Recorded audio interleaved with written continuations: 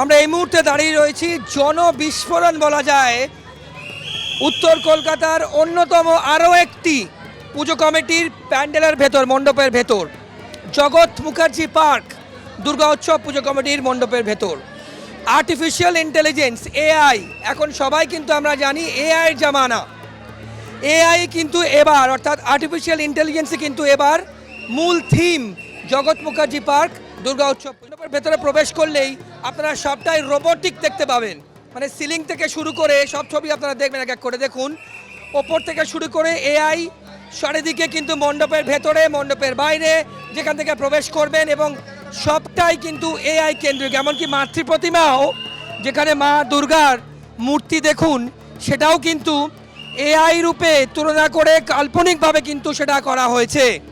আপনারা জগৎ মুখার্জি পার্কে এলে এআই সম্পর্কে, এআই আমাদের জীবনে, আমাদের সমাজের ক্ষেত্রে কতটা উপকারী এবং কতটা বিপজ্জনক, সেটাই কিন্তু জগৎ মুখার্জি পার্ক পুজো কমিটি তুলে ধরেছেন।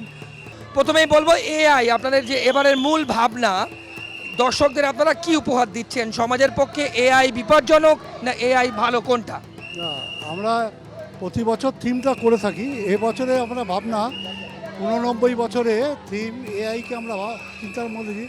আগামী দিনের ভবিষ্যৎকে আমরা তুলে ধরছি, যে মানুষের জীবনে কত কঠিন হয়ে গেছে। মানুষ এখন মোবাইল থেকে আরম্ভ করে নিজের যে জীবনযাত্রাটাকে পাল্টে ফেলেছে, সেটা ভবিষ্যতের জন্যে আশীর্বাদ না অভিশাপ, সেটাই আমরা তুলে ধরেছি মাইতে। এইটাতে রোবট থেকে আরম্ভ করে সমস্ত কিছু দেখানো হয়েছে।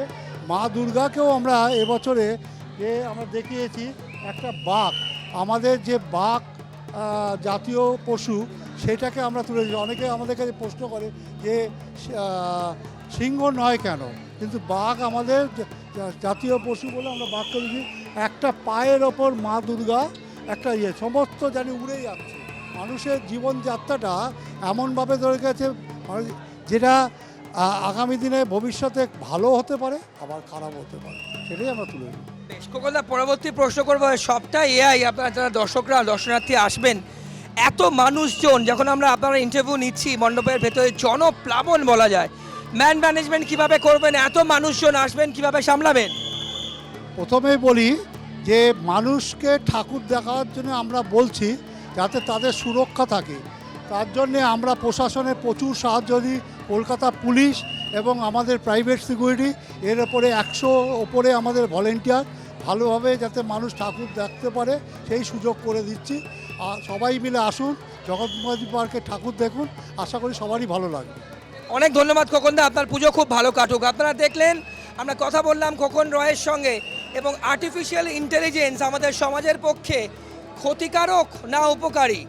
আপনারা যদি জগৎ মুখার্জি পার্ক পুজো মণ্ডপে আসেন, প্রতিমা থেকে শুরু করে, মণ্ডপ সজ্জা থেকে শুরু করে, ওয়ালিং থেকে শুরু করে, সিলিং থেকে শুরু করে, সবটাই কিন্তু এআই কেন্দ্রিক।